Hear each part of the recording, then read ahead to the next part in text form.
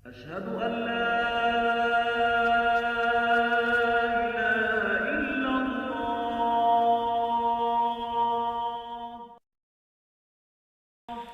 Yang ketiga, supaya futuh. Yang ketiga adalah riyadhah, tirakat. Tahu tirakat? Tirakat, tahu tirakat? Riyadhah. Yang ketiga adalah riyadhah, tirakat. Apa tirakat? Biasanya itu ada susu, ada air putih, yang diminum yang air putih. Tirakat. Ada sate, ada tempe, yang dimakan yang apa? Yang dimakan tempe, tirakat. Yang ketiga itu tirakat, supaya futuh, al-fatih, Allah yang maha membuka, itu dengan tirakat. Kiai Khalil Bangkalan bisa seperti itu hebatnya karena ahli tirakat, ahli riyadhah. Mbah Samsudin Batu Ampar, ya betul ya, Syekh Samsudin Batu Ampar masyhur dengan Qur'annya itu karena ahli tirakat. Capek, tirakat itu capek sekali, susah payah, rekoso, tahu rekoso, jerih payah, itu tirakat, susah payah. Kakek saya itu lama 7 tahun di sini. Kakek saya itu dulu namanya Mas Huri, terus hidup di Bangkalan 7 tahun. Kakek saya hidup di Bangkalan 7 tahun, namanya dikasih Mbah Khalil Bangkalan. Mbah Khalil Bangkalan, nama beliau dikasihkan ke kakek saya. Kakek saya namanya Mas Huri, kata Mbah Khalil Bangkalan, Mas Huri, kowe tak kei namaku, kamu saya kasih nama saya, namamu sama dengan saya, Khalil. Akhirnya kakek saya berganti nama menjadi Khalil. Yang ngasih nama Mbah Khalil Bangkalan. Yang ngasih nama kakek saya itu Mbah Khalil Bangkalan karena ikut 7 tahun di sana. Itu Mbah Khalil itu Masya Allah bukan hanya ilmu, tapi tirakat, riyadhah. Bukan hanya wali, bukan hanya ulama, tapi memang riyadhah. Tirakatnya bukan main. Insya Allah orang tua kita tirakat. Ada yang merantau di Jakarta, ada yang merantau di Surabaya, Madura ini Masya Allah di mana-mana ada. Di Perancis itu ada soto Madura, di mana-mana ada. Australia banyak Madura, apalagi Jeddah sampai ada kampung Madura, ya kan? Jeddah ada kampung Madura, Malaysia penuh orang Madura, membawa kebudayaan santri ke sana, memperkenalkan istighosah, memperkenalkan manakib, memperkenalkan tahlilan. Orang Madura kemana-mana. Ini tirakat mencari rezeki, ya. Tirakat mencari apa? Rezeki, riyadhah. Maka anaknya insya Allah difutuh, dibukakan oleh Allah. Maka banyak anaknya mungkin lebih pinter ngaji daripada bapaknya. Ada enggak itu? Nah, ya kan? Kadang-kadang anaknya lebih pinter ngaji daripada bapaknya. Bapaknya merantau, anaknya futuh, dibukakan ilmu oleh Allah. Ada yang mondok di Sidogiri, ada yang mondok di Situbondo, ada yang di Sarang, banyak tersebar kemana-mana, dipinterkan oleh Allah. Orang tuanya yang tirakat, tirakatnya orang tua. Sudah berapa itu? 3. Yang keempat, supaya dibukakan oleh Allah ilmu itu. Yang keempat adalah, ini cukup berat, ialah menahan nafsu. Nah ini berat. Menahan apa? Nafsu. Dulu ada ulama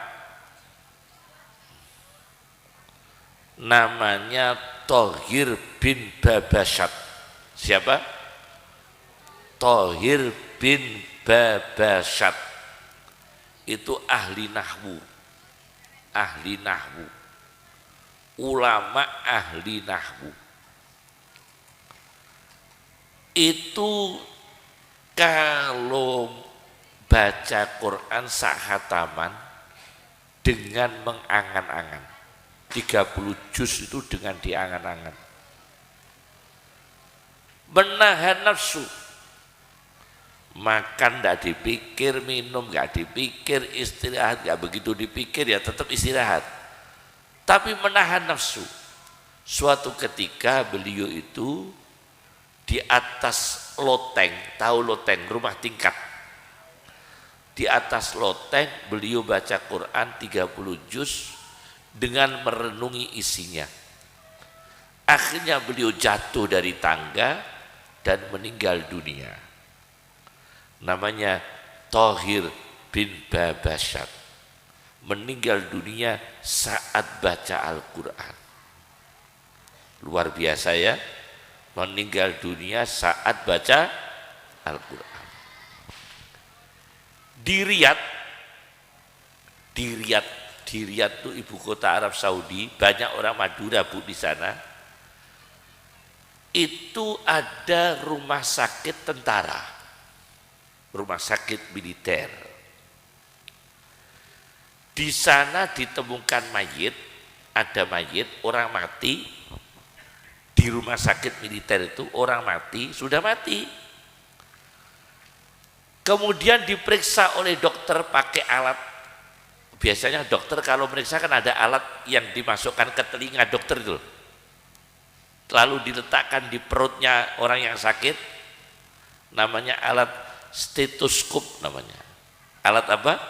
Stetoskop.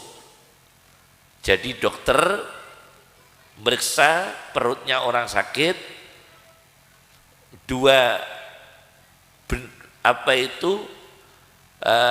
bulatannya itu dimasukkan telinga ya, telinga dokter, lalu diperiksa perutnya, dadanya pasien.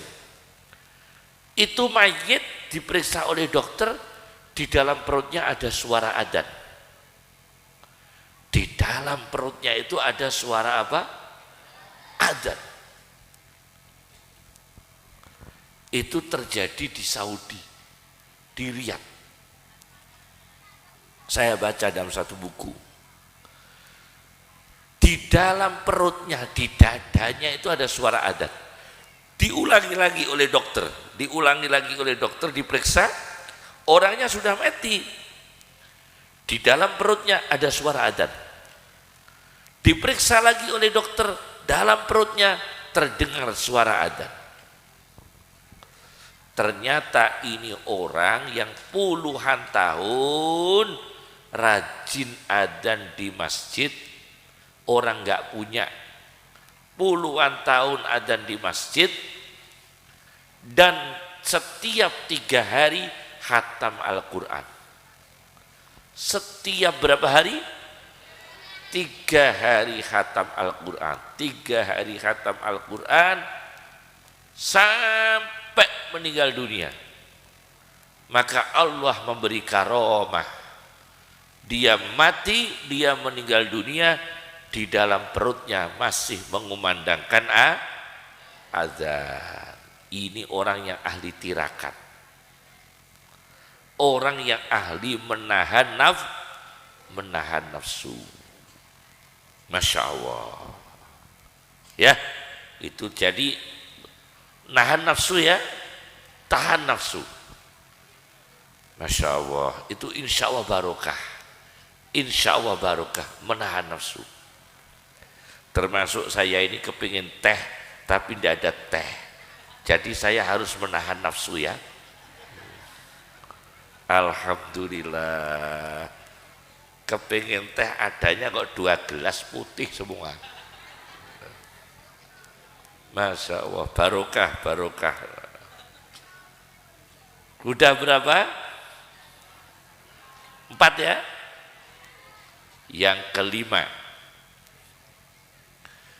sodakoh pada orang yang kita kagumi kebaikannya. Sedekah ke orang alim dengan harapan anak-anak kita mendapatkan berkahnya menjadi alim. Sodakoh kepada orang yang ahli ibadah dengan harapan anak-anak kita bisa menjadi ahli ibadah. Sedekah kepada orang yang saleh, kepada orang sabar, kepada orang yang ahli syukur, dengan harapan anak kita menjadi orang yang ahli ibadah, ahli syukur, ahli sabar. Itu yang kelima, bersedekah dengan orang-orang baik. Semoga kebuka anak kita, keluarga kita ikut menjadi baik seperti orang itu. Ini yang kelima ya, yang kelima. Maka ada ulama namanya Imam Baidawi. Siapa? Imam Baidawi. Itu ahli tafsir. Belum mati dikira mati, Bu. Padahal belum mati, dikira mati. Akhirnya Imam Baidawi ini dimandikan. Habis dimandikan, diulesi, dikafani. Tahu dikafani ya? Habis dikafani, disolati. Habis disolati, dikubur. Padahal belum mati. Coba nggak sadar. Begitu masuk dalam kubur, Imam Baidawi sadar. Loh, saya kan belum mati. Kok dimasukkan dalam kubur? Masya Allah, mudin. Apa mandikan mayat apa namanya? Kalau orang Jawa mudin. Kalau sini apa? Yang memandikan mayat itu siapa namanya? Apa orang sini? Kalau sana mudin. Imam Baidawi dalam kubur sadar, loh, saya di mana ini? Saya dalam kuburan. Saya kan masih hidup, kok dikubur? Akhirnya Imam Baidawi punya nadar. Niat karena Allah, jika saya bisa keluar dari kuburan ini, saya akan mengarang tafsir Quran.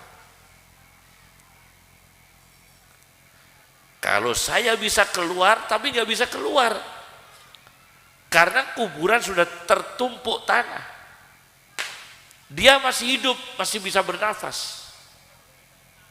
Mungkin ada celah, ada lubang kecil. Cuma tidak bisa berdiri, tidak bisa keluar. Akhirnya suatu hari ada pencuri mau mencuri kafan. Ada pencuri mau mencuri kafan, membongkar kuburannya Imam Baidawi. Begitu dibongkar, mau mengambil kafannya Imam Baidawi, Imam Baidawi bersuara, Jangan ambil dulu kafan saya. Saya ambilkan dulu baju ganti. Nanti kalau sudah saya ganti baju, kafannya kamu ambil gak apa-apa. Orangnya kaget, pingsan orangnya. Loh, mayit bisa suara seperti ini. Jangan ambil dulu kafan saya. Ambilkan baju ganti untuk saya. Kalau sudah saya ganti pakaian, baru kafannya kamu ambil. Mayitnya pingsan, terus sadar. Belum dikeluarkan. Akhirnya mayit ini ke rumahnya Imam Baidawi mengambil baju ganti. Terus Imam Baidawi ganti baju, kafannya diberikan kepada orang tadi yang akan mencuri. Kafannya diberikan, begitu keluar Imam Baidawi mengarang tafsir, terkenalah sedunia, pesantren se-Indonesia, tafsir Baidawi. Jadi itu ceritanya. Maka dikenalah tafsir Baidawi. Itu ngarangnya direncanakan dalam kubur. Ya kan? Ngarangnya itu direncanakan dalam kubur. Ini namanya foto dibukakan oleh Allah. Karena apa? Imam Baidawi ahli menahan nafsu. Imam Baidawi ahli tirakat. Imam Baidawi ahli doa sepertiga malam. Imam Baidawi ahli riyadhah. Imam Baidawi ahli takwa. Maka dibukakan oleh Allah. Paham Bu ya? Inilah Al-Fatih. Allah Al-Fatih Maha membuka. Karena pondok pesantrennya namanya Al-Fatih, maka saya mengulas Al-Fatih saja ya. Nah, terakhir dari ceramah kami, di dalam Al-Quran berbuat baik itu namanya ihsan. Apa? Ihsan. Itu dalam Al-Quran diulangi 12 kali. Ihsan 12 kali. Hal jazaul ihsani illal ihsan. Ihsan dalam Al-Quran itu 12 kali. Sedangkan muhsin, ada kan kata muhsin ya? Itu dalam Al-Quran 4 kali. Muhsin isim mufrad yang berbuat baik. Itu 4 kali dalam Al-Quran. Ihsan 12 kali, muhsin berapa? 4 kali. Sedangkan muhsinun itu hanya 1 kali. Muhsinat juga 1 kali. Terbanyak adalah muhsinin dalam Al-Quran. Kalau muhsinun cuma 1 kali, muhsinat cuma 1 kali, hanya 1 kali, yang terbanyak adalah muhsinin. Nah, orang yang ihsan itu diberikan futuh oleh Allah. Inna rahmatallahi qaribum minal muhsinin.